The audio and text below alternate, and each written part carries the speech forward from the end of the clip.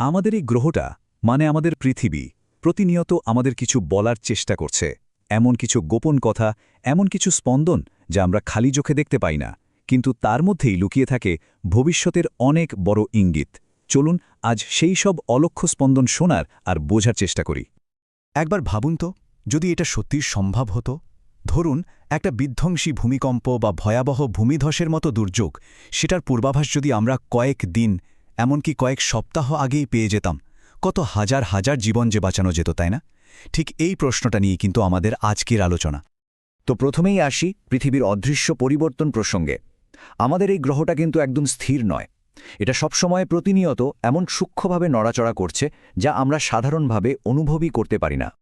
এই যে ছোট ছোট নড়াচড়াগুলো, যেমন ধরুন ভূগর্ভ থেকে জল তুলে নেওয়ার ফলে মাটি একটু বসে যাওয়া, বা কোনো বড় ভূমিধসের ঠিক আগে জমির সামান্য একটু সরে যাওয়া, আসলে এগুলোই কিন্তু বড় বড় ঘটনার পূর্বাভাস দেয়।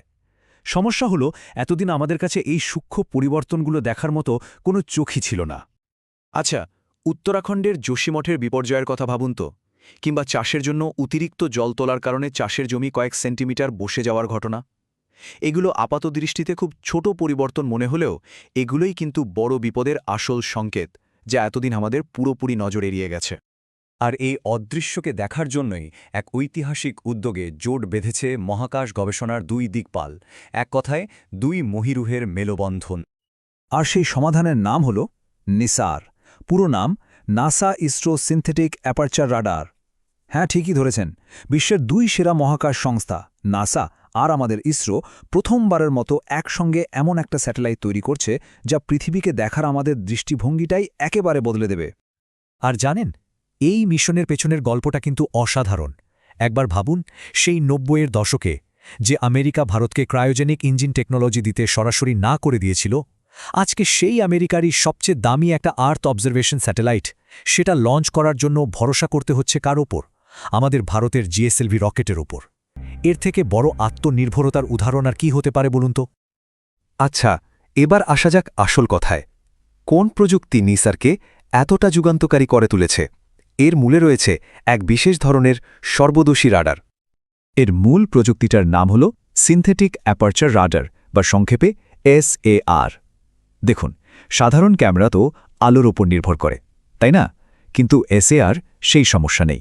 তাই ঘন মেঘলা আকাশ হোক বা নিকষ কালো রাত, পৃথিবীর পৃষ্ঠের পরিষ্কার ছবি তুলতে এর কোনো অসুবিধাই হয় না। কিন্তু নিসার এখানেই থেমে থাকেনি, এটা আরও এক ধাপ এগিয়ে গেছে। ইতিহাসে এই প্রথমবার দুটো ভিন্ন ফ্রিকোয়েন্সির রাডার একসাথে ব্যবহার করা হচ্ছে, যা একে একটা অবিশ্বাস্য ক্ষমতা দিয়েছে।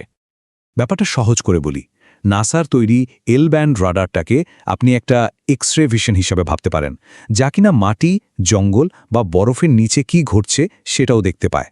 আর অন্যদিকে আমাদের ইসরো তৈরি এস ব্যান্ড রাডারটা হলো একটা HD ভিশনের মতো, যা ভূপৃষ্ঠের ওপরের যে কোনো ক্ষুদ্রাতি ক্ষুদ্র পরিবর্তনকেও একদম নিখুঁতভাবে ধরে ফেলে।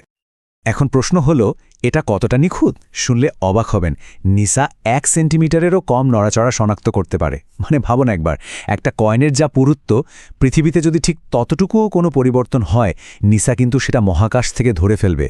অবিশ্বাস্য, তাই না? এই যে এত উন্নত প্রযুক্তি, এর আসল উদ্দেশ্য কিন্তু একটাই, মানুষের জীবন বাঁচানো এবং আমাদের এই গ্রহটাকে আরও ভালোভাবে বোঝা, পূর্বাভাস থেকে সুরক্ষা, এটাই মূল লক্ষ্য। নিসা ঠিক কি করবে?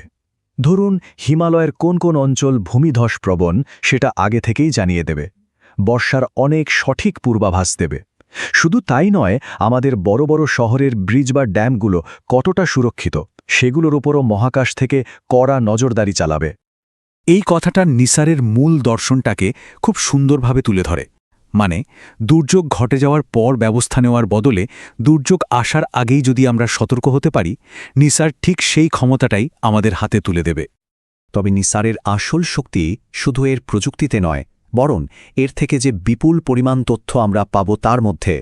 আমরা বলতে পারি, ভূতথ্যের এক নতুন যুগের সূচনা হতে চলেছে। নাসা প্রতিদিন প্রায় ৮০ টেরাবাইট ডেটা তৈরি করবে। হ্যাঁ, ঠিকই শুনেছেন, প্রতিদিন ৮০ টেরাবাইট। এটা একটা অবিশ্বাস্য পরিমাণ তথ্য। সংখ্যাটা যদি বুঝতে একটু অসুবিধা হয়, তাহলে এইভাবে ভাবুন। প্রতিদিন প্রায় ১৬,০০০ হাই ডেফিনেশন সিনেমা ডাউনলোড করলে যে পরিমাণ ডেটা হয়, নিসার একাই সেই পরিমাণ ডেটা পৃথিবীতে পাঠাবে। প্রত্যেক দিন। আর সবচেয়ে গুরুত্বপূর্ণ আর গর্বের বিষয় হল এই বিপুল পরিমাণ তথ্য কোনো একটা দেশের সম্পত্তি হয়ে থাকবে না। এই মিশনের সমস্ত ডেটা বিশ্বের সব বিজ্ঞানী এবং গবেষকদের জন্য সম্পূর্ণ বিনামূল্যে উন্মুক্ত করে দেওয়া হবে। এর মাধ্যমে ভারত কিন্তু এক নলেজ সুপার পাওয়ার হিসেবে নিজেকে প্রতিষ্ঠিত করবে।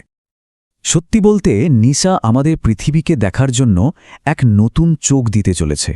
এখন প্রশ্ন হল, এই নতুন দৃষ্টি দিয়ে আমরা আমাদের গ্রহের এমন কোনো রহস্য উন্মোচন করব যা আমরা আগে হয়তো কল্পনাও করতে পারিনি?